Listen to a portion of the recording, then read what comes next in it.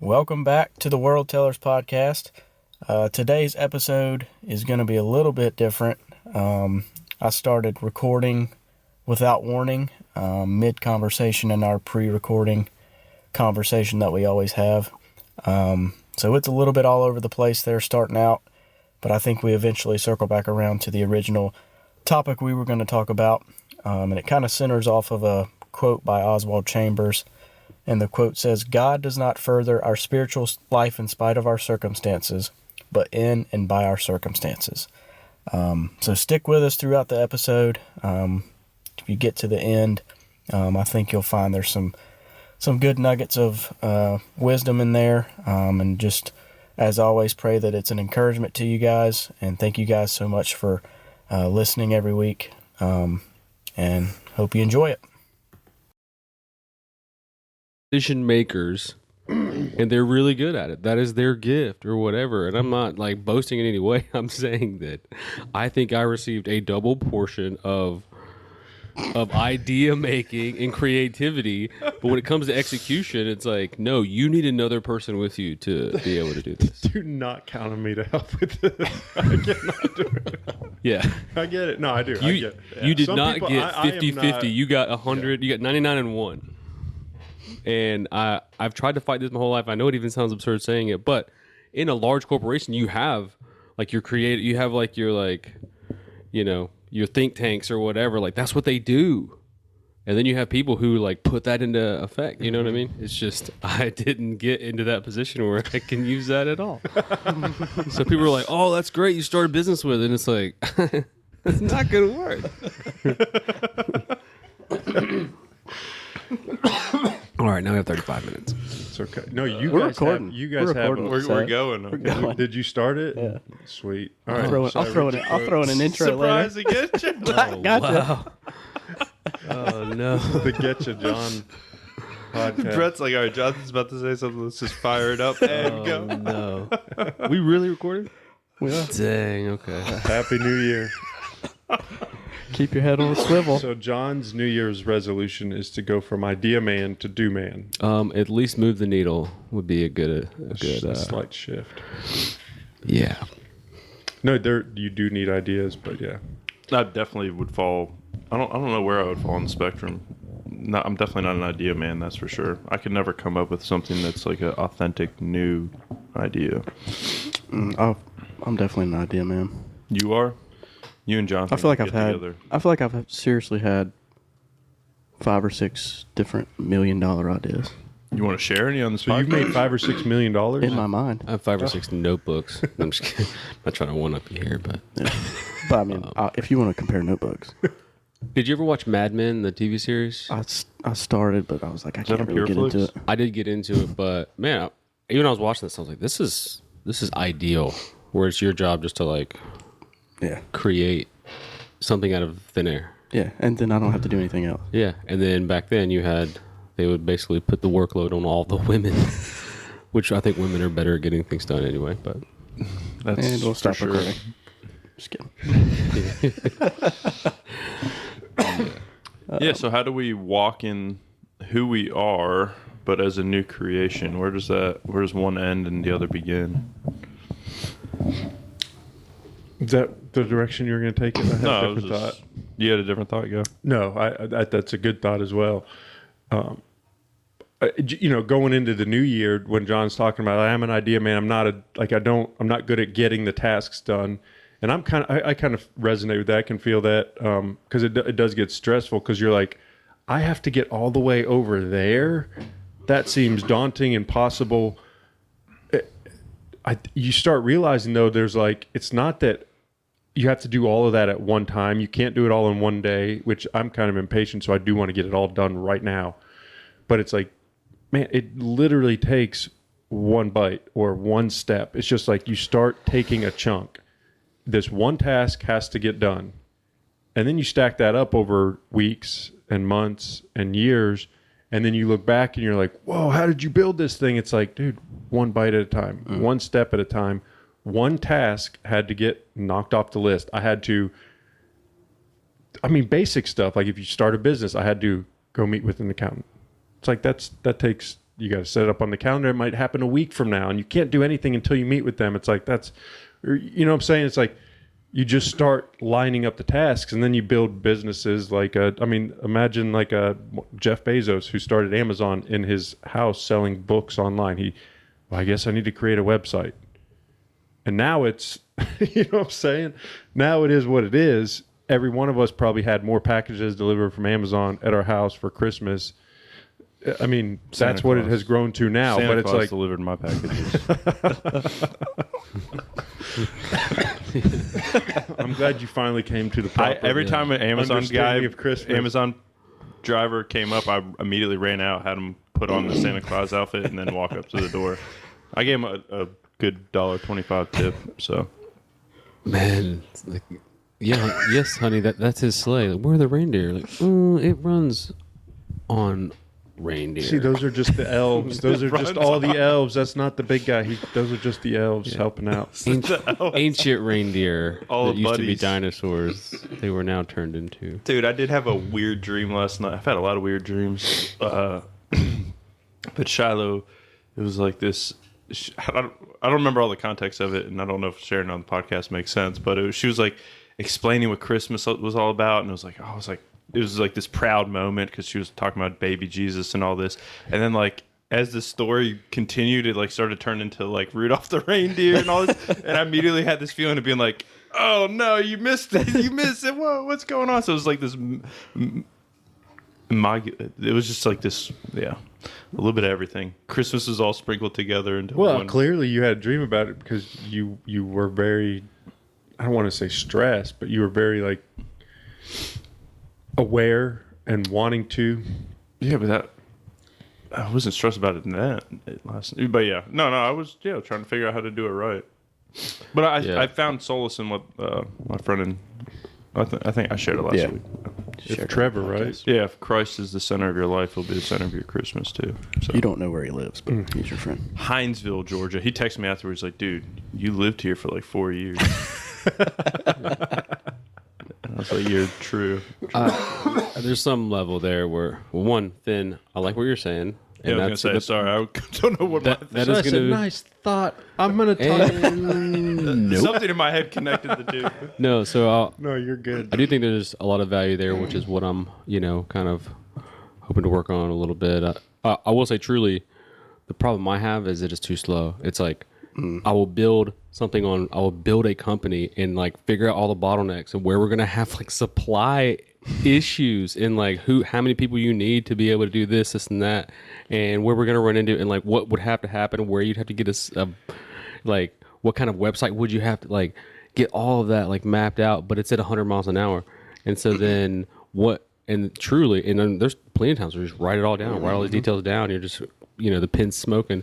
But as soon as you're done with it, you're done with it. Yeah. And it's like then now I'm off to the I next need thing. something else to be able to. Like the then we're actual, off- then you're off to the next actual thought. building that thing you just wrote about. It's already built. Like you're done. Yeah, seriously. No, what I'm saying is that's literally how it feels, and it's like, okay, I'm done with that now. I need something else to think about that is stimulating, and you know what I'm saying. And so it's like, oh well, I'm gonna, if you tell me in 10 years I'm gonna make $1 million, whatever, it's like that's not what this is. This is a outlet of, So anyway, but yeah, Josiah, I was just thinking when you're saying that, it's like we're like, oh well, Christ needs to be the center of your Christmas. And it's like, what if you invited people to your birthday and everyone else is like, hey, by the way, guys, I'm having a dance party over here. It's not the main thing.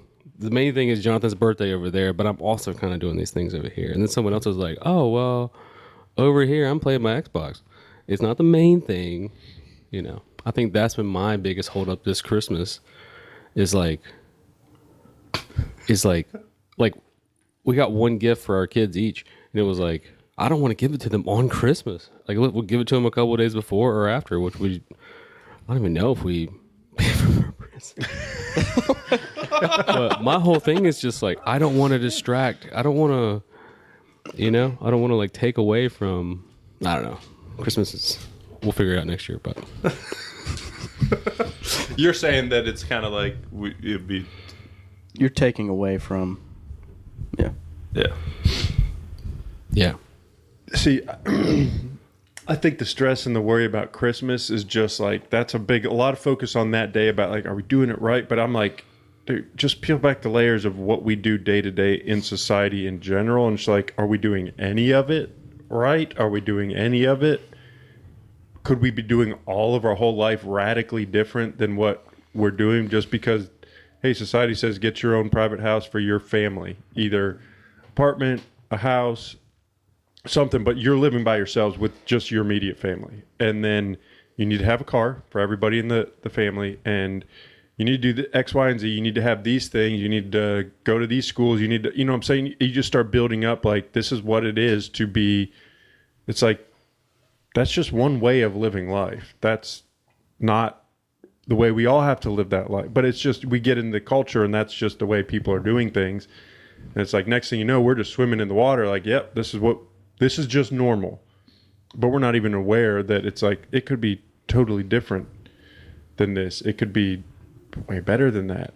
It could be, we could be outside of that altogether. But that's pretty radical. But we don't even just saying that, it's like oh, that sounds crazy. Yeah. Because we're so ingrained with the way society works now that like any other radically different way of living would be like, that's a cult. Weird. Yeah. That's I've been thinking a lot about that lately. It's like, oh, we have to Starting a cult. Yeah. I mean, we've got a jump start at the home church. I've created it in my mind. So I've written it down. Johnson's figured out how to get the most people. But seriously, I mean, Reduce Kool-Aid cost. Yeah. But I mean, we just conform to whatever the culture says, and I don't know, man. I've been struggling with that lately. Not that you just want to abandon everything and not engage with, but I mean, we are called to be set apart, and I don't know. I think there is something healthy about on a daily basis being conscious, at least partially consciously aware of the way you're doing things. Is this what a Christ follower would do? Is this you know, I think if you're operating from a place of Christ at the center of your life, like you're saying, then it's going to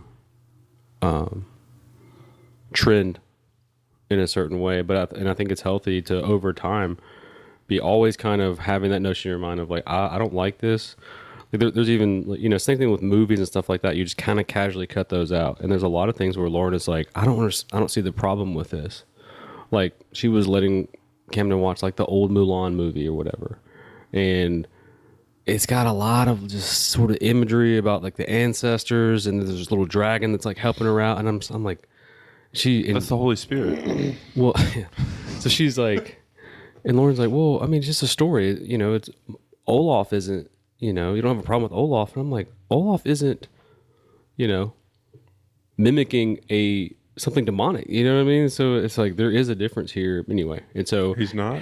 If you try to, I don't know, but if you try to like show up and cut all that out, even your own wife is looking at you like, what's your problem? You know what I mean? Whereas if you're just constantly like, hey, this bothers me, and she can watch anything else, but not this, you know? And so I think it takes kind of a steady, I don't know. I think we're all over the place. We are. I'm sorry. No, let me just say this about the Disney thing, and then we can maybe jump back into. But yes. Well, we're gonna read that quote you were talking about. Maybe I shouldn't just hit record. Yeah. What are we doing? I feel like at this point, jumping into that quote would be like, and here's another thing to add to the multiple things that we're talking about. The Disney thing, though, this is gonna sound. My wife is awesome and amazing. She was like, I don't know what the conversation was on Tuesday when I was at work, but I come home and Chess is like kind of nudging Shiloh to be like, hey, Daddy, can we get Disney back on our TV? Because for a long time we had Disney and then made the decision not to have Disney anymore, and whatever. It teach their own. But because we have Netflix and stuff, so it's not like. But Chess was like kind of nudging Shiloh to get me to commit to getting Disney, because I think Chessa would like Disney. Because we still watch some Disney movies, but I'm just like, I don't really love the idea of like we're paying Disney, and there's a ton of things that I feel like Disney as a whole is pretty much like, we stand in complete opposition to what you say, and we're gonna create shows and movies that are directed specifically to young kids. And it's like, for me, once again, there's probably a million things like you said, Fen, where it's like we do that in life, and we're with a million things, my mind's like, well, here's one that stands out to me is like, we shouldn't do that. It's a simple thing. We're just not going to subscribe to that. And anyway, but it was just funny because it was like this, and I get it because there is a level where it's like, it is innocent. It is sweet. And there are these cool stories and they have all the Disney Barbie dolls. So why not have Disney? And it's like, maybe, I'm not saying I'm doing it right. It was just a funny little conversation that it was like, my wife and I don't see eye to eye on that, and she's kind of like nudging Shiloh to, Daddy, can we have Disney back? And I was like, no. Shiloh, do the eyes. Do the eyes. What were you gonna say about following through with our ideas? Is that what we're about? Or Before we do, No, I'm just go ahead. I was gonna say, so I'm with you on the Disney thing. It is something that I'm not, but we kind of just end up like falling back onto it anyway. I think we have I will your say account. what I've resorted to is like making sure I've watched what is on there to know if it's like you have to pick and choose, because if you watch like Buzz Lightyear, it has like two girls kissing at one, like they're like these, the commander For real? like Yeah. yes Like the new. the new one. Anyway, and so if you're not watching, all of a sudden you'll see something, you're like, oh my goodness, and they're just dropping these things into their little minds. And so That's been happening on multiple occasions that I've caught. And yes, I'm like, you have to be very specific about which things they're watching and which things they're not. So it's almost like you're playing with fire a little bit, which I don't like the idea of that. And another thing too, I realized the imagery, I'm not sure, a little bit ago, but when they first do the opening scene is that castle there, there's those streams of water. There's one stream of water that's kind of curving around like it would be on like a swampland or something, and it all goes underneath. It all goes through the Disney castle or whatever. And to me, the imagery is all the children are passing through, what they're creating. And in a lot of ways, that is true. It's almost like find me an American child who hasn't been affected in some way by, the ideals of Disney. So, yeah. but So we're going to Disney World in February. anyway, Jess and I went to Disney World for a honeymoon. are you guys really? No. I mean, but once again, in my mind, I could did you justify. really go there on your honeymoon? Yeah. I was in the Army. I had a short period of time, and it was like we got a discount. It was fun. I honestly enjoyed it. There You was probably are gonna like. There's a difference. Like you guys got to go and enjoy Disney World. Like taking now my you kids to take your Disney World kids, sounds you're just like gonna be literally parenting in a different location. it would be You'll get to yielding. see, it's a different type of like appreciate. You're gonna get to. You would get to see them enjoying it and having fun. But 2 hours in, one of them's gonna poop their pants. There's gonna be and- breakdowns left and right, and they're gonna want the cotton candy. Yeah. If they're anything like Seriously, Daddy, you're right. Yeah, I don't want to walk anymore. You're like, what are you talking It about? just we got Just got 6 here. miles from the car. It's 10:30. We got here at 8:30 to beat the crowds. It's humid. It's 95 degrees. There's crowds everywhere. Every line we stand in is an hour. You want to be held the whole time. At least in Egypt, we had food. I just spent $70 to rent a stroller for 2 hours. The funnel cakes are good, but they're $50. I mean, it's like, truly. dude, I'd rather go build a shed in my backyard. Like, literally. I would take them to. This is something I've thought about a lot, though. Is with kids, it's like we believe that the best story. Well, the story that of the Scripture and the story of Christ and the story of God and man and all, like that's the most beautiful, most awesome, most deep stories there is. I get so frustrated with like the total lack of bringing that to children in a way where it's like there's no competition. We have PureFlix, and there's some good shows on PureFlix for kids and stuff. But like you look at that, and then you look at like the animation and the what they're up against from like a Disney perspective, and it's like no wonder why kids are like, Well, they're drawn to the other right. stuff. Yeah. And even I think a lot of the good stories from any secular. Like there's going to be rooted and grounded in some level of truth and redemption and evil and good overcoming evil and all that kind of stuff, which I think are all just shadows of the story of Christ and God. But it's like I get frustrated with that. It's like, why can't we make things that are like, oh, here's a super awesome Christian alternative to that? And I think they're trying to do that with like Angel Studios and stuff and PureFlix and stuff. And I think it honestly comes down to as Christians because- and as consumers, the money that's needed This to is- generate those. As you're saying that, this is a thought I'm having. It's like to really tell some of those stories well, and like that feel real and like authentic. Like some of those stories are not, in a sense, like if you're telling them authentically, are not children's stories. You could, if you try to make it like put all the bumpers Look on at the story and of take away Sleeping Beauty. take away the sharp corners and stuff like on some of those stories and make it softer and more childish. Chitty Chitty Bang It's Bang? no longer. No, what I'm saying No, is what- like. but what I'm saying is you Adam could- and Eve. I mean, goes Cain, right after that's Cain and Abel. Right. What stories do we want to tell? We want to tell about Samson. Like, tell the full story. What's happening there with Samson and Delilah? You Right. see, like there's almost not a story there. Okay, let's do Moses and Egypt. The firstborn children get slaughtered. Like, there's almost not a story there that. Now, those are deep stories that I think need to be told, but to a certain extent, like, you can't make those for children in the most authentic, full way. Yeah, And how do you- honestly, how do you some do Song of Christians would be Solomon? offended by a Christian story from the Bible that was like told in vivid detail of what was actually happening. Right. Do you see what I mean? I think VeggieTales has done a pretty good job of it, where it's like palatable for kids. The morals are there. There's Mm-hmm. things that are missing. I get it, and I know some of the more recent ones maybe not. I don't know. Whatever. It's a little bit more like good morals and maybe less Christ centered stuff. But The story of Little Mo is solid. All the babies get sent up the river. But so there's that aspect, but then I think your other point is like just the quality, of quality. the production, Right. Yeah. like the quality of Yeah. like. So I used to be growing up, I was into rap and hip hop and all that stuff. But gosh, he's a new I always creation. got that vibe from you. I know, dude, I'm pretty Still good at. gangster. Rocking your But, Jinkos, Jinkos with my Airwalk shoes. your Heelys. Yeah. But Glided in. I just glide through life.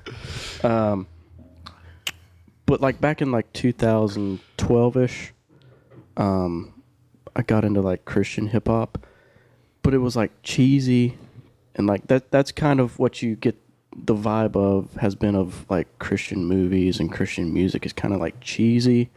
But if you look back, like some of the best art like back in the day was from Christians, right? And I don't know if there's like a hesitancy for Christians to get involved in that stuff, but most like the secular artists and secular music, there's a lot of talent there, right? But it has been lacking in the.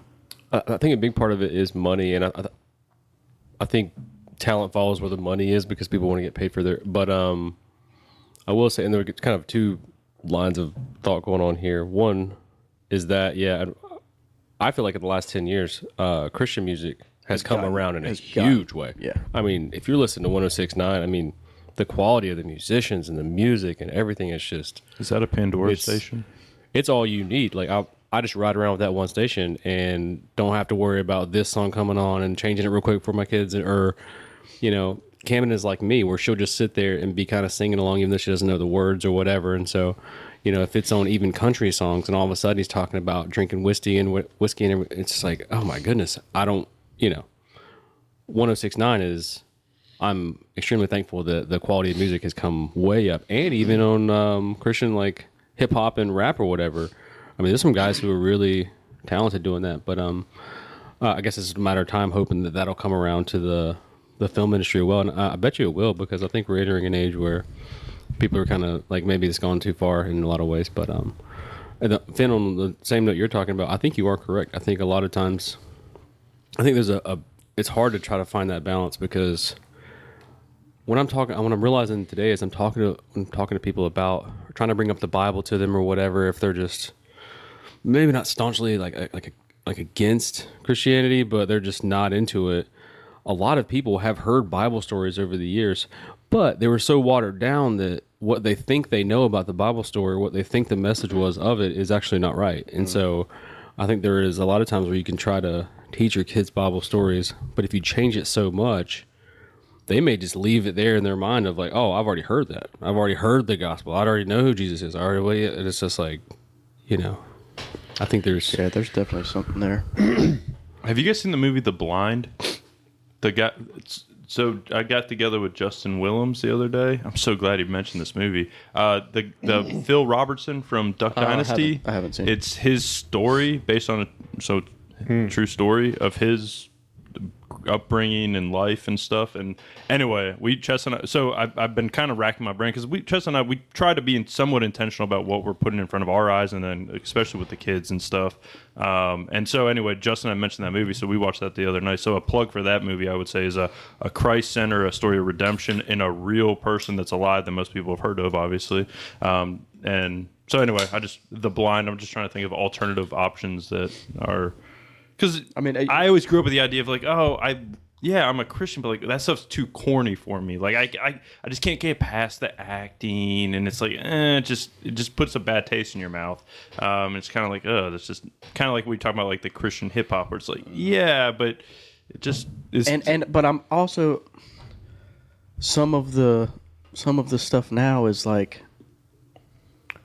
there's a little bit of Christianity sprinkled in on it, and then it's all about the art as opposed to the message too. So it's kind of like I don't know, man. It's a weird conundrum. Conundrum. Quite the conundrum, huh, Shiloh? But yeah, I would say not every biblical story is for kids. Yeah. I will say, we have Noah's Ark how do you painted on the mural painted on the how do you baby. communicate this Song of Solomon to a child? Dude, I can't communicate. I try to communicate it to my wife, but even as an adult, Babe, I'm not sure. We're gonna do Bible study tonight. I'm ready. I will say at First Assembly, and I can't remember what they were, but we had like story time on a daily basis when we were in elementary school there, and First Assembly is now Calvary? No, Multiply. Yeah, it's next to it's attached to Multiply Church, but the school is Concord Academy, maybe. But anyway, back in the day, we would all kind of sit in a circle, and there was an easel there, and she had these like these cards that were printed with colored pictures and everything, and she would just be reading the story and then changing the cards, and man, it was wonderful. Like the felt. No, it wasn't the felt. It was just like cards that were like a stack of them, and she would move the one behind the rest of them as the story was progressing, but it was like real people. You were like seeing a scene of the thing, and so it was kind of. So, I mean, it's probably a very healthy exercise compared to watching movies or something like that. But the same idea is reading a book where you're having to make the scene and the imagery yourself. But the pictures gave you like a starting point for that. And I don't remember ever being like scared, and I don't remember them being watered down too much either. I think somebody had done a good job with those. But yeah, I think so I think entertainment, which is kind of what we've been talking about recently, but I think there's a distinction between like there's aspects of our society, unless we want to just completely self-isolate and cut off, like there's things that we're going to have to be somewhat involved in, even if we're not fully immersed in that lifestyle or whatever. Like there's aspects, does that part, but like entertainment as a whole is an aspect where we have a big say, not completely, but we have a big say in what we're putting in front of our eyes and what we're putting in front of our kids' eyes, because those are like, we're just consuming that. That's in our house. Now, once again, if we go to a friend's house and stuff like that, they might have a different thing that they're watching. But like, there's a big that's an aspect that we kind of give up. But I think we have way more of a say in that than we allude to. And we kind of say, well, this is what everybody's watching, so therefore we're going to watch it in our house too. It's like, well, I don't know. So anyway, I see that as a distinction there, because I do think I think about the story of the Israelites when they go into. I think when they're in Babylon and in captivity one of the times, and God's like, go be part of the people, like try and help the society there, but like kind of like integrate with the people, like still hold your festival, still hold to the law, but like don't be like, hey, we're Jews and we don't want to enter. It's like get married, have children, like kind of be part of it, but still be a distinct within that. And so I do think there's something, an awareness of having that perspective in our day-to-day lives, with unless once again there's that we're just going to cut off from all things. No, I think you're right. I think the greatest power you have for a company that's doing something you don't like, or certain types of music, is just to just not interact with it, and then all of a sudden that's one less consumer they have or one less whatever, as opposed to just kind of going along with it. I mean, you're not gonna, Right, and then why there's- would they change what they're doing? Yeah, there's an aspect of like we're doing this because we want to have Disney go bankrupt. And it's like, well, me doing that will probably have no impact. And but if that's my reason, then when I see nobody else doing it, then it's like, well, we might as well just get it again. Mm-hmm. Or if the reason's like, no, I want to raise my kids, and I'm using Disney as an example. I'm sure there's, I don't know who in the anyway, but like that's just an example. It's I not- work for Disney, bro. yeah. So like I feel like I'm painting like Disney's the Satan, but just whatever. Name the Should I thing. tag Disney in this? Yeah, please, No. please. I mean, Yeah, we'll get banned. Hate speech. oh no, Might not upload to no, we YouTube. definitely will. But if the goal is Christ-centered and kingdom-oriented, then even when we don't see an impact in society, we can still trust that there's going to be an impact in our home for whatever that may be. So I think kind of going back to what we talked about last week, the why, if that why is flexible and is kind of just like not a good enough, if the why is not a great enough why, then it will fall apart at some point and our actions will start to kind of fester out, Yeah, flutter out. Amen. Which leads me no You to can some, read the quote. Is that what you're going to do? no I can. Well, let me. This is a real quote from the quick, since we're Bible. talking about that, it kind of No, just please. seems like it talks about like, well, raising children. Like what are we going to put in front of them and what are you not? What and then also for us, like we want to make wise decisions. We want to have wisdom and discernment when we engage with things and come in contact with things in the world. We don't want to be naive, but we want to be. I think there's like an openness that we need to have, but also like a not being naive, so that you're aware of the fact that these things can have, corrosive effects on your mind, your thinking, your perspective, especially on your children. But like, what's the main goal for raising my daughters? I've got 3 girls. Like my goal, my desire for them is to grow up and have a deep, intimate relationship with Jesus Christ. That's kind of the core of their identity, who they are, how they see things. They live with a Christ-centered perspective. They take thoughts captive to Christ. They have that relationship, and that is their foundational worldview. And that's how they see themselves. That's how they see others. And then also that they have cultivated like a wisdom about them, a discernment about them. Like that's my desire. I guess then the question is like, what is the best way to go about raising them to try to get them to be that type of person? Not like, hey, get to an end state of hold these 5 beliefs, but get to be the type of person who has a relationship with Christ and lives life from that, and also has the wisdom to, I want to build them into the person that can handle. I heard this quote, I don't remember who I heard it from, but it's like, my goal is not to flatten the road and make their path completely easy. It's to grow them into the type of person that can go through any path that they might come across. To have cultivated in them the wisdom. And I think it starts with, first off, living that out yourself. Mm-hmm. Why would they want to buy into that type of lifestyle if you yourself have not bought into it? If you're not walking in discernment and wisdom and loving relationship with the Lord and taking your thoughts captive and living from that perspective, like that's my desire for them. I do think as children, there's a guardrail there. There's a period of time where there needs to be the guardrail. There needs to be, in a sense, the law from a biblical analogy is like the law is the schoolmaster. It was necessary. It was solid. It's what was needed for a time. Now we're in Christ. Now the law is not that the law has gone away. The law has been fulfilled, completely filled up by Christ. And now we've gone, I hate to even use the word beyond it, but we're beyond it. We're under grace now. We're in the law of Christ that surpasses these restrictions that the law was putting. It's like, no, it's even deeper than that. It's beyond that. It's like the put on charity, put on love, like treat your neighbor, love your neighbor as yourself, love God. Like that's the whole of the law. That is the wisdom, the perspective that the law was always pointing to. And I think similarly with our children, like there is some legalism there for a time that you need to have structure, consistency, yes and no's, clear black and white. But the end goal is for them not to stop there and have faith as a 30-year-old, like black and white yes and no's, but to now have grown into the type of person who has the wisdom to abide and walk by the Spirit in relationship with Christ. So it's like, what's the best way to get them to that, to be that type of person, to embody that lifestyle? So it's like, I'm not asking that question rhetorically because I've got, hey, this is the pathway. This is exactly what needs to happen. I think by living in wisdom and walking with discernment and walking with the Spirit, like it's going to look different for almost every child. It's going to look different. Like some children are going to need even more guardrails. Some you're going to need to start trusting them earlier because they're like, I need to understand why we're doing some of these things. Not just yes and no. Do you see what I'm saying? Like That's what I was just you have to thinking have when some you were. discernment and wisdom about it, and there's no one right.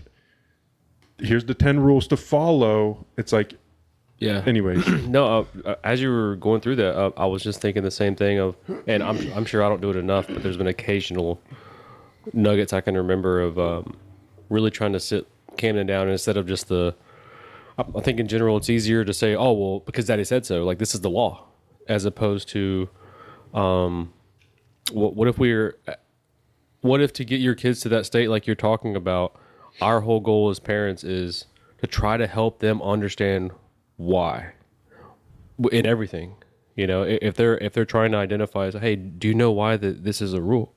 Do you understand why you're in timeout now? And the bigger why of like, hey, if you're not listening to Daddy when we do this, you could get hit by a car, or you know what I mean? If we're always trying to like, And there's stages in that. You can't just dump all that on them now. There's things that as Right. a grown man, adult, that I'm like not fully understanding. I haven't achieved full wisdom. You see what I'm saying? So it's like there's always that growth and development, and I think growing up into Christ, like growing in that relationship. It's like once and for all done, but it's also like a sanctification and growing. So it's like, and I think, anyways, it's challenging, it's convicting. It's like you desire that for your children, and it's like, what's the best way? Because you can see where, like, I think we could probably all point to examples of people that we know that were like, that were very like rigidly strict, and then the children just go off the deep end. There's probably famous pastors that we could probably name whose children have seemed to gone off the deep end. Like they're not following the faith. They've completely rejected it. They didn't. You see what I mean? It's like, yeah, that I think we should be teaching our kids to be, this is a quote I heard, independently dependent on God. Like I think there's a lot of, you hear it all the time, there's people who believe, quote unquote, believe or have their parents' faith, right? And I think being able to teach your kids how to study the Word themselves, I think is hugely important. Later, bro. Adios, Finn. until next time.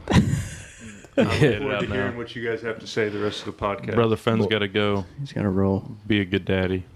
But I think that putting your kids in situations to where they have to have a faith of their own, and it's not yours. Yeah, You know what I'm saying? Amen, Brett. Thanks, bro. Say that again. I like that quote that you said at the beginning. I want to teach your kids to be independently dependent on God. That's solid. I like that. I'm gonna mentally plug that. Right, because like I look back at some of like my early, it's like I just did things because my parents did it or I saw somebody else do it, and there's a level where it's like that's good, but if that's where it stops, then what's holding that person to that? yeah. No, it's to me, when you're saying that, it comes back to the why. If they understand the why, not only in their head but in their heart. If you've spit in, man, it's like, even if it took, all right, I'm gonna go on a little bit of a tangent here. This is part of This podcast is a tangent. This so podcast this is is perfect. No, you're This right. is right This in line, podcast bro. is just kind of. I'm glad. I was thinking a minute ago. I'm glad we're starting the new year with a finite direction and not swirling in some eddies. But anyway, so one of the things is I was thinking as part of a kind of just my message that God has kind of been putting on my heart to just anyway, it's comparing our walk and our faith with something like algebra or math. We're growing up and starting in like first grade or second grade, they start introducing this thing to you. It's of addition, or I'm not even sure when they first start. But my brother's son, who's like 6 years old, is said 12. I saw him at Christmas. He's like 12 times 3 is 36, and I was like, okay, well, what's 12 times 2? And he's like 24. I'm like, what? He's a kid. He's little, and so I'm not sure when that starts, but. And then, of course, along the way, you had people who were like, when are we ever going to use this? But the reality is... You bought him a calculator for Christmas. Yeah. So what? Yeah. The reality is, though, let's say you're in the... There's to have simple math skills and to have some algebra actually is extremely useful in your everyday life. Like, if you're at the store and you're, a lot of times now they'll have, 3 for $12, okay, well, instantly that's $4 a piece. Or if it's 3 for $14, instantly it's $22.25. And so, but that didn't happen overnight. You were operating from that, it's almost like it's automatic, because for years after year after year after year, all through high school, they were building this thing. And then for some people, they work in the math, like they're mathematicians or they're professors or whatever. So for them, they're on a different level. And the reality is, that it is important, and once you have that base, you're able just to live from that place without even having to you don't have to sit there with a calculator for most people, you know what I mean? And so I think the same thing is true with our walks with Christ. It does take time to really understand what is going on or whatever, but once you reach a certain point, you're able just to live from that place, and it's just a part of your life. And this is not cleaned up as far as how I'll present it in a message, but the whole point is to know that and to live your life from that place is a great benefit, and hands down, And as far as walking with the Lord, not everyone is going to know that I'm a Christian, but I do, and it affects my life. And two people could be standing there in the grocery store. I know exactly how much this is about to cost with tax, and the next person beside me doesn't. And so a lot of times you can't even see what's going on there. But anyway, the correlation is there for sure. And then the other thing I was thinking about, as far as this is once again a tangent, is, I feel like a lot of people, when it comes to Christianity, they're like, oh, no, I just don't even believe in that. And it's like, oh, you don't know anything about it. That would be like calculus. You just say, no, I don't even believe calculus exists, And it's like, oh, or you know what I'm saying? It's something like, you totally dismissing something before they've even seen it. But anyway, I'm sorry, I'm not just going on that totally side tangent. But no, my point is, here, let me redeem myself.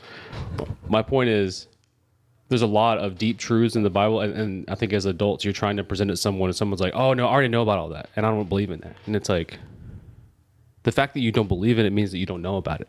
You know what I mean? Or I don't believe that exists. And it's like, oh, well, that's the evidence that you don't understand what it is. If you knew what it was, you would know that it's real. You know what I'm saying? Mm-hmm. And so there's something there too, that there's definitely a sermon about that somewhere. Gotta figure out how that works. But no, I'm just thinking about crash and burn. No. Well, I'm thinking about a lot of the math that I knew. I use a calculator, but I do think about it, it's like I'm fully dependent on that calculator for most things. That a middle school kid that's in doing long division or whatever grade that is that you're doing long division, I would eventually figure it out. Maybe I wouldn't feel comfortable if you gave me a large number to do a division on without a calculator to confirm it. You're out of practice. So there's a level. It's I might still be able to come to the right answer on paper with my calculator, but I don't know how to do division in a sense. Does that make sense? And so I think for a lot of Christians, it's like, wait, really? I mean, I would struggle. I would eventually figure it out. Yes, I think. I don't know. I don't know the last time I did a long division problem. Jonathan's 20 like, years. you're ridiculous. You know, Dude, the way you're put it looking at under me. Under the thing. Yeah, and then you keep just- going. Okay, yeah, I'm lost. Okay, Get the remainder. yeah. I mean, Once if it again, was I like, have a if it was like calculator. fractions or something like that, I could see that. But All right. So the Anyway. point of what I'm saying though is, I think as people that are in the faith, it's like we don't even. It's like we just are walking around with our calculator. Like, how do I say?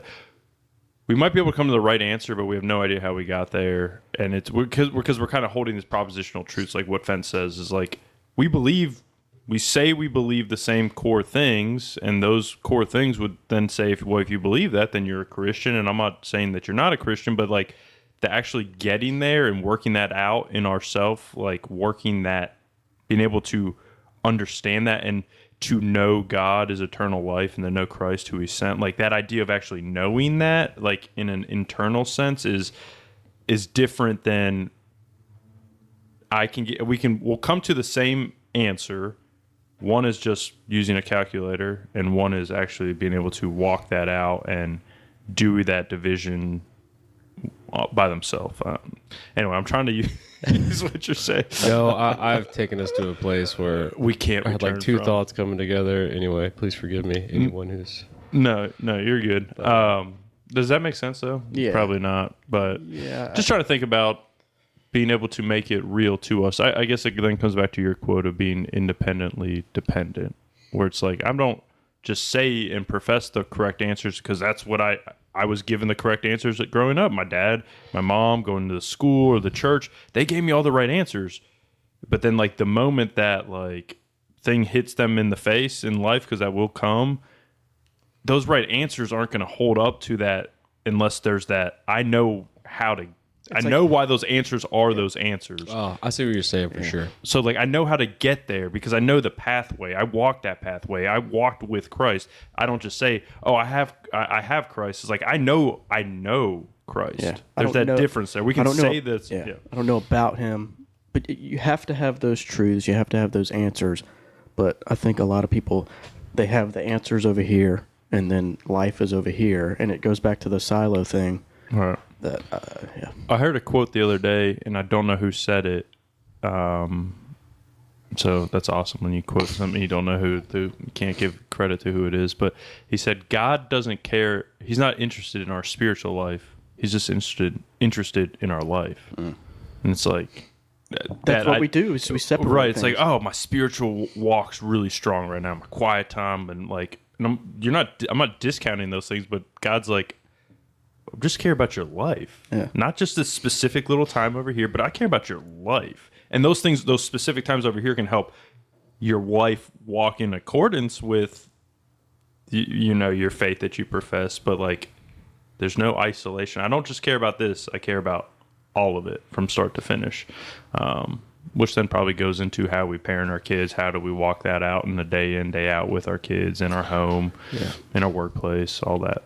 Ah, man, I like where we stumbled onto, at least with what I'm catching up Calculus. with. At and this we point. did stumble. Well, no, so it's I just feel judged when I said I don't know how to do division. Jonathan's like, what? Well, I mean, it's a that's a valid shocking judgment. to me. I'll be honest with you, it's a little. I thought everyone Disconcerting. Anyway, so, but the point being is that it's, with our own kids and I don't know, I imagine God with us. It's like, it's not just about giving you the right answer so that you have the right answers. It's the whole point is that, like what Finn is saying, the whole point of us as parents is to teach your kid, is to arm your kids with the skills and understanding that they need to be able to operate in one of a million situations they're going to find themselves in, because they are going to, if you just created a singular path for them all along the way for the rest of their life, that would be more like, that wouldn't be freedom. I think a lot of times when we're going through trials or whatever, it's like, oh, this could have been easier, or, why didn't God just do this or that? We're looking at it through a finite lens, and I can see I can see myself as a child arguing like, why wouldn't you just tell me the answer? Why would you let me like do this wrong? But that isn't the point. The point wasn't to get this one thing right. The point is to equip you for anything, And so, I'm kind of... Well, then it kind of feeds into Kind the of- quote we that we finally were got there. gonna. We finally Dude, we came in here? through the back door. This All is right, the let's back- start the podcast. All right, Yeah. time to fire All it right, up. Fire it up. So I'm gonna read this quote, which we were gonna start with the whole podcast, but then there's just a lot of, I don't know. Maybe who knows? Maybe this is exactly a working out of what I'm about to read. So it says, "God does not further our spiritual life in spite of our circumstances, but in and by our circumstances." I'll read it one more time. God does not further our spiritual life in spite of our circumstances, but in and by our circumstances. That's from Oswald Chambers. I think we did make it there. I think we came in through the back door, man. And it is the truth. There is... As soon as Finn left, we got there. Yeah, right. With all that nonsense out of here, there's been Our circumstance left. I mean, I think Jordan Peterson said that something in a little clip I watched. He was saying that the only time kids learn is when they get hurt, and whether that's So I beat my kids. so I set I'm just up. kidding. Would you not? Yeah, I yeah. set going up to isolate scenarios. that. Yeah, yeah. That for the audio. You said you beat your I kid. put little wheels on the stairs and they fall down hard. And anyway, so Well, I mean, equate it to like working out. You don't get stronger by just sitting there. Your muscles have to tear and then rebuild, tear and rebuild, tear and rebuild. And I think the same as you think of, it talks about this in James 1. Count it all joy when you go through Yeah. trials of various kinds. yeah, Yeah. And I want to read this passage in 1 Peter 4.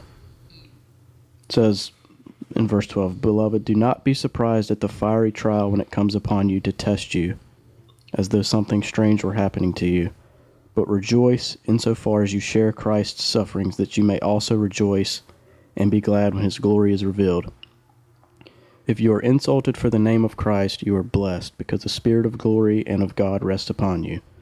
But let none of you suffer as a murderer or a thief or an evildoer or as a meddler. Yet if anyone suffers as a Christian, let him not be ashamed, but let him glorify God in that name. For it is time for judgment to begin at the household of God, and if it begins with us, what will be the outcome for those who do not obey the gospel of God? And if the righteous is scarcely saved, what will become of the ungodly and the sinner? Therefore let those who suffer according to God's will entrust their souls to a faithful Creator while doing good." Dang, man, it's heavy. It's heavy. Well, in 1 Peter 1, it talks about these trials have come so that our faith may be proved genuine, which talks about our faith is of more worth than gold, because faith is eternal and gold will burn up. But it's even we correlate it to the circumstances and the trials and the difficulties, which I do think that might be the best thing to apply it to, because those are the ones that I think trip us up that obviously trip us up. But I think we also need to recognize him in just the normal day to day and in the good things in life, because I think that is the secret access way that I don't think is very secretive, but I just don't think we acknowledge it enough, that those are normally the times that we start to fade from our walk with the Lord, when things are going well and we don't prosperous acknowledge it. times. Yeah, it's the whole idea of Israelites. You're going to go into the promised land. You're going to get all the things that I promised you. Don't forget about me.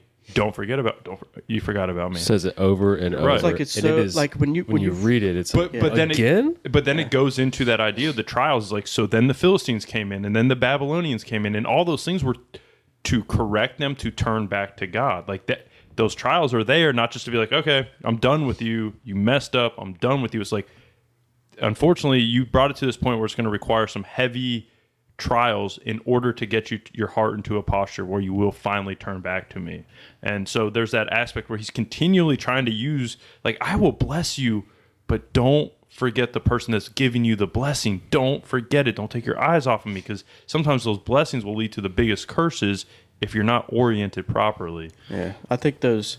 I think it's easier when you're at rock bottom, because there's nowhere else to go, and when you're on the mountaintop and Brett you've experienced lives there, I where don't. Brett's house is. when you're on the mountaintop, it's like, all right, I've reached it now. I feel empty. But it's in the middle, like that's so dangerous, right? Because, you know, I things aren't that bad. Things are kind of good, and so you're like, oh, why? I don't really need anything right now. I'm good, and I think it's just so dangerous. Yeah.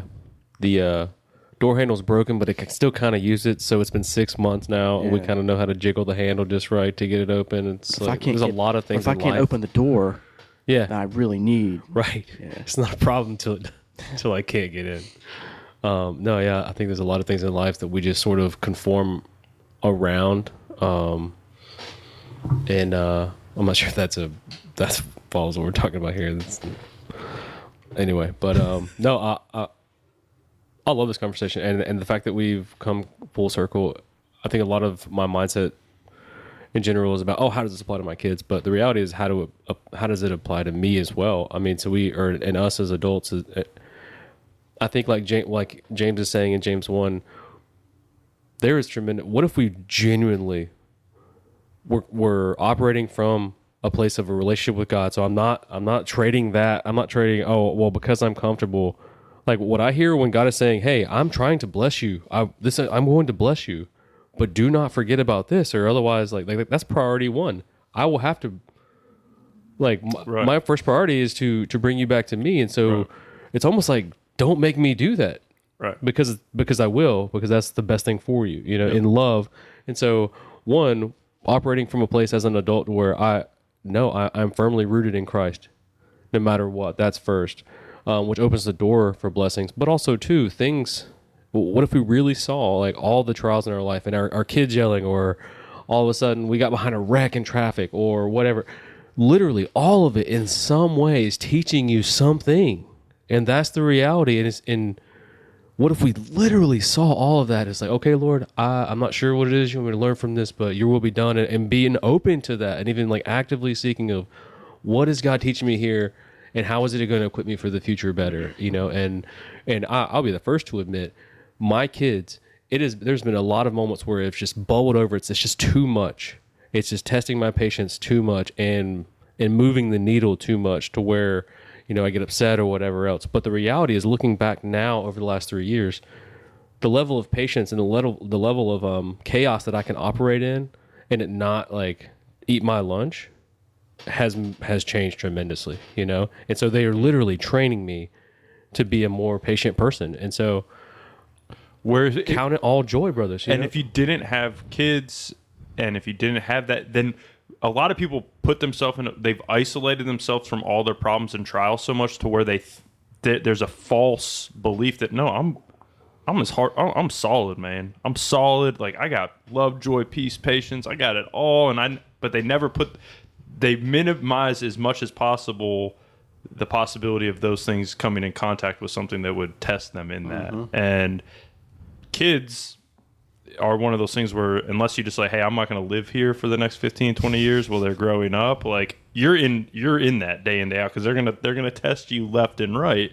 And that, I think the long haul of that, probably, honestly, we can talk about, hey, do we put this in front of their eyes and this in front of their eyes and this and that and that, but how we live out in the interactions with our kids during just the day-to-day life will probably have a way bigger say than, well, Daddy, you let us watch this, but you didn't let us watch this. That will probably be way, way, way in the background when they look back at their lives when they grow up and they're like, well, Dad he said he's a Christian, and I saw Christ in him.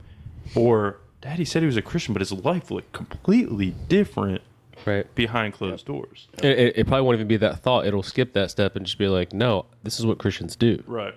Yeah. Right. You know, this is what I think what our kids see in us. I think you're exactly right. How we operate or how we handle those 20 years of all of those changes happening to us. Are we handling them with joy? Are we handling them from a place of calm and peace because we see it for what it is, or not? I think all of those things that they're seeing are almost on like a hardwiring level, where they don't even realize it's in them because it's so deep, you know. Right. And it happens so casually, you know. So When I've been reading in the Old Testament this idea of like the sins of the father be passed down to the second and third generation, it's like, what is he talking about? Yeah. And I think we've talked about it a little bit on this, and I don't know if this is the answer to it, but the impact is us as parents you do see the children then start to replicate what they saw in their parents. And so like divorced families normally have a higher increase of divorce and all that kind of stuff, because like this is what was modeled for me. So if I'm modeling a Christ-centered life, once again, there's no guarantee, because we all have free will to make that decision at some point in our life to be like, I'm going to follow the Lord or I'm not going to follow the Lord. But we can create a lot of things that guide them in the right direction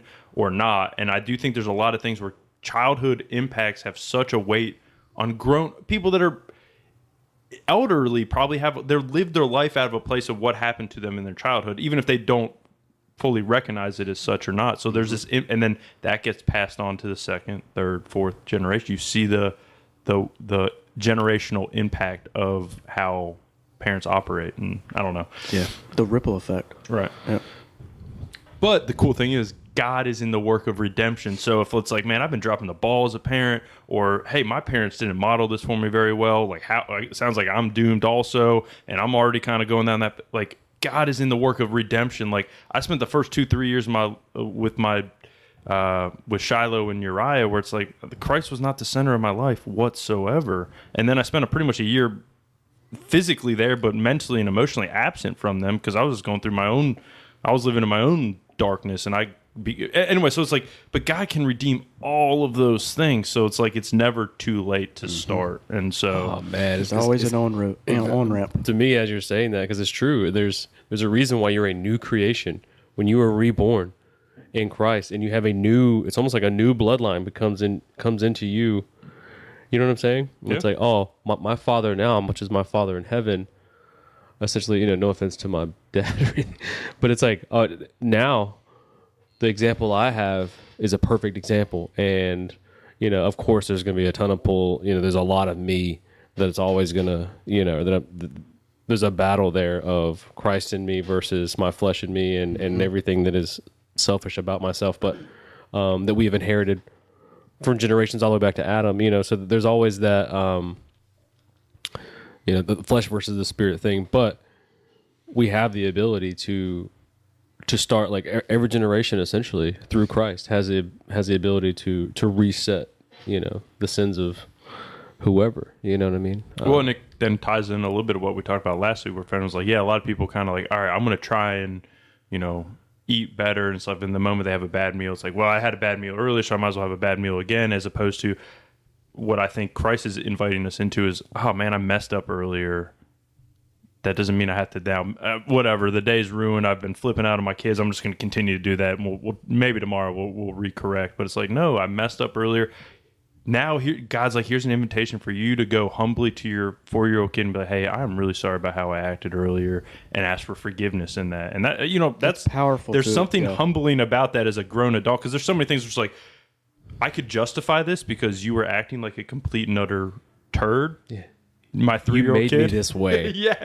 Well, once again, but there is in that moment, it's like Your fault that I'm this way. Right. Like, well, if you would have listened to me for the first 4 hours, I wouldn't have done that to you. But anyway, it's like there's that opportunity that the Lord's like, here, invitation here to come back, and here's an invitation here to come back. So even as believers, it's like, we sometimes can feel like, man, I professed all this. I say I believe all this, but I haven't been walking in accordance with it.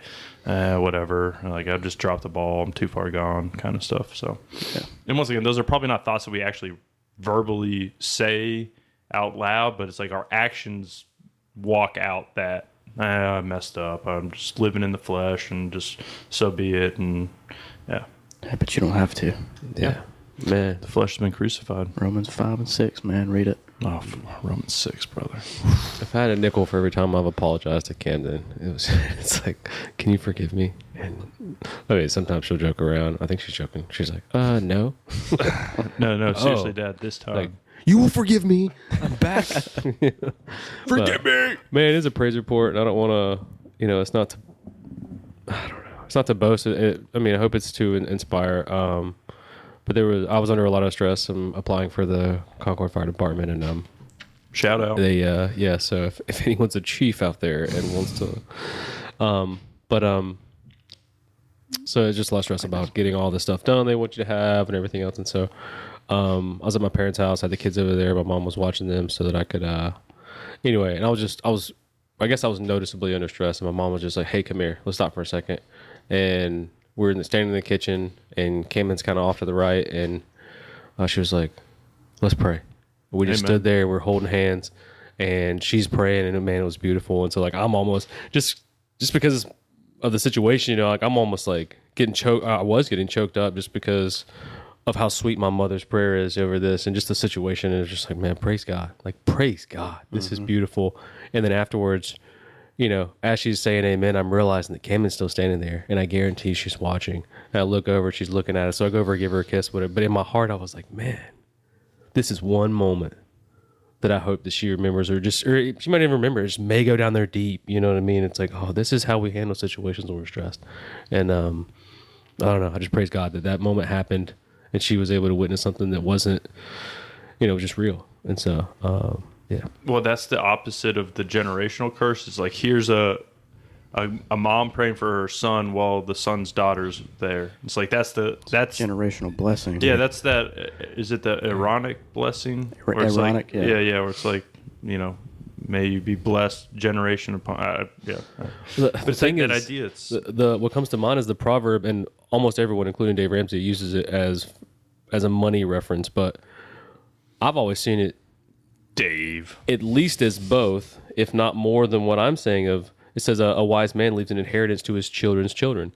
And so, look, for the exact same reason that you're talking about, I'm teaching my kids and I'm modeling my kids to my kids things that are wise.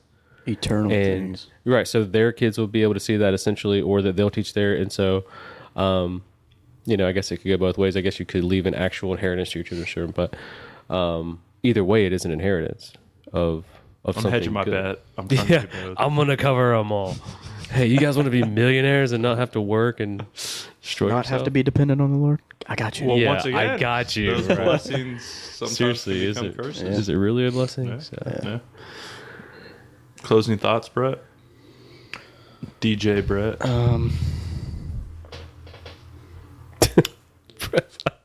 you would have to not depend on the Lord because I got you. Oh my goodness. Well, I mean, that's what we do sometimes. Seriously, I was thinking about it the other day. I'm like, well, let's just say you like started putting away money, like you actually were trying to leave a inheritance for your children's children, and I love compound interest. I love just to sit there in my head or on paper and like, oh well, if you put 20,000 I away, can't do that math. put 20,000 away at 10% over 50 years, and I was just like, oh my gosh, it's $1 million. But This idea of not, like, I'm not saying any of this is bad, right? So, you know, we have this, and it's, I don't know how to even, we build up these retirement accounts. We save as much money as we can so that we can spend our retirement age, quote unquote retirement age, comfortable. But it's like that we're getting closer and closer and closer to coming face to face with God.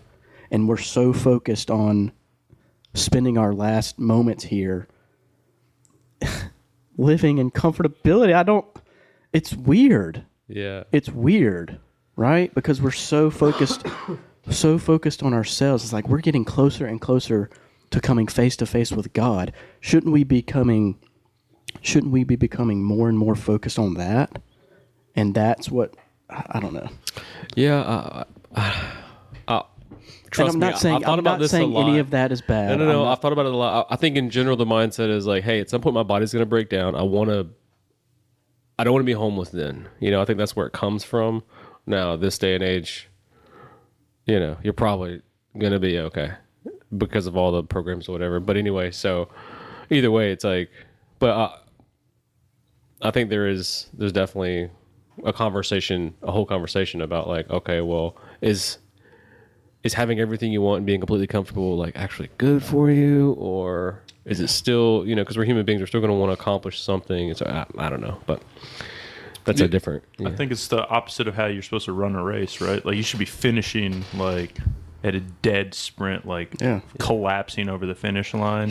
And we kind of like just coasting. kind of worked a little hard in my 30s and 40s, and then kind of just been tapering down hard ever since. But I do see. But it's I'm not condemning. No, that, no, you no. know Yeah, what I mean? yeah. I think it has more to do with the heart than necessarily, because if you're saving for retirement to be like, I want to be in a spot where I don't have to work, so I have all the free time to be serving and to be there to help be a blessing for my kids who now have kids of their own, and I can be a grandparent that's present, and I can do mission trips, and I can whatever. Like, it's an orientation of like, is it, man, I want to have that nice house on the lake, and I want to be able to golf all day and day out. Once again, even that could be like, I want to go golf so that I can be a witness on the golf. Exactly. Well, I mean, we joke about those things, but like, But seriously. genuinely, it is a matter of the heart. I don't think God's like, you like to golf in your retirement age, you're going to hell. No, it could be like, well, what are you doing on the golf course? What kind of conversations are you having with people? Like, are you out there like mentoring a young guy that's out there golfing, and he's now a young dad, and like you're now able to witness to them? Because look,